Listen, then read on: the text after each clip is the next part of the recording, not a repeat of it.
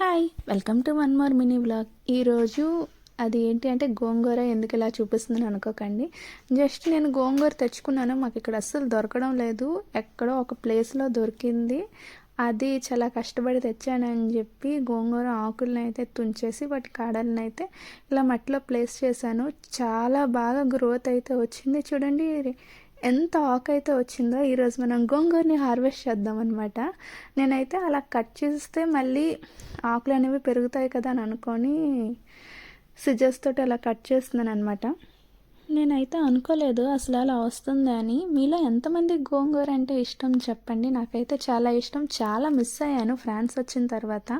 Last time India వెళ్ళినప్పుడు కూడా నాకు అవైలబిలిటీగా దొరకలేదన్నమాట. ఆ టైంకి నేను వెళ్ళే టైంలోన. సో నేను తినలేకపోయాను, చాలా మిస్ అయ్యాను. నాకు ఎందుకు అనిపించింది గోంగూర ఉంటే బాగుండు అని.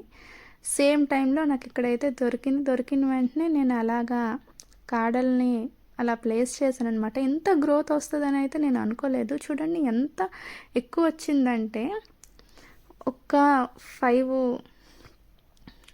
4-5 కాళ్ళే పెట్టాను, కానీ చూడండి చూపిస్తాను. అంత ఆకు అయితే వచ్చింది. నాకైతే సరిపోతుంది, మేము ఉండేది 2 పర్సన్సే కాబట్టి సో మాకు సరిపోతుంది. నాకైతే చాలా బాగా నచ్చింది. మీకు కూడా గోంగూర కావాలి, అవైలబిలిటీ లేదనుకుంటే ఇలా ప్లేస్ చేసుకోండి, ఈజీగా గ్రోత్ అయితే వస్తుంది.